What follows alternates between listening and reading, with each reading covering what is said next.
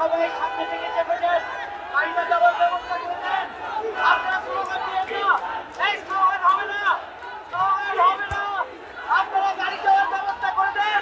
আমরা তোমার গুলি নাই, সরকারের ভয় নাই, রাজপথ ছাড়ি নাই, রাজপথ ছাড়ি নাই, সরকারের ভয় নাই, সরকারের ভয় নাই, রাজপথ ছাড়ি নাই। আগে বলো, আগে বলো। চাইবেন না ভাই, আপনি যদি কিছু করবেন এই কোড আছে, এই কোড আছে, এটাও আছে এটাই শেষ, এটাই শেষ।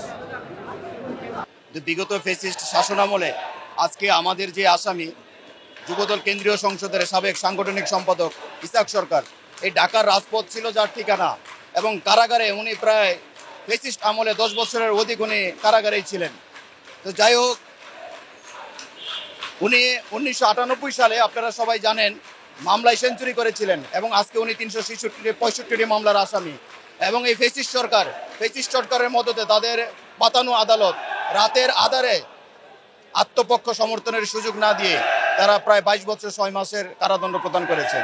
বরাবরের মতোই বিএনপি এই দেশের জনগণের দল, এই দেশের আইনের প্রতি শ্রদ্ধাশীল, সেই শ্রদ্ধাশীলের অংশ হিসাবে এই আজকের যে আসামি ইসাক সরকার, উনি আদালতে আত্মসমর্পণ করেছেন আপিলের শর্তে। আরেকটা বিষয় হচ্ছে, আমাদের ঢাকা আইনজীবী সমিতির একজন নিয়মিত সদস্য অ্যাডভোকেট রাশেদ, উনি বংশাল থানা ছাত্রদলের সাবেক সাধারণ সম্পাদক, উনিও প্রায় শতাধিক মামলার আসামি এবং ওনার 4টা মামলায় প্রায় 14 বছরের সাজা প্রদান করেছেন। উনি আজকে আদালতের প্রতি শ্রদ্ধাশীল আত্মসমর্পণ করেছেন।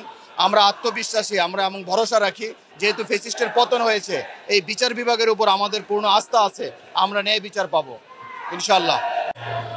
জাতীয়তাবাদী ছাত্র দলের সাবেক সাংগঠনিক সম্পাদক এবং যুব দলের সাবেক সাংগঠনিক সম্পাদক জনাব ইসাক সরকার আজকে সকালবেলা ওনার বিরুদ্ধে বিগত স্বৈরাচার সরকারের আমলে যে একাধিক মামলা হয়েছিল, 365টি মামলা হয়েছিল, এর মধ্যে বেশ কয়েকটি মামলায় ওনার বিরুদ্ধে সাজা হয়েছিল।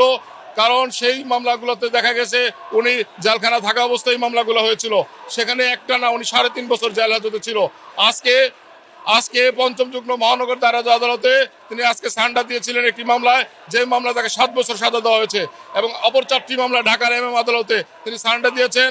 যেহেতু 2 বছরের অধিককাল সাজা থাকার কারণে বিজ্ঞ আদালত ওনার জামিনের দরখাস্ত মঞ্জুর বা নামঞ্জুর কিছুই করতে পারে নাই, তবে উনি নামঞ্জুর করেছেন বিকজ এই মামলায় 1 বছরের অধিককাল সাজা থাকার কারণে, বিজ্ঞ আদালতের বিচারিক ক্ষমতা না থাকার কারণে তিনি আজকে সিরাবল মূলে আজকে ঢাকা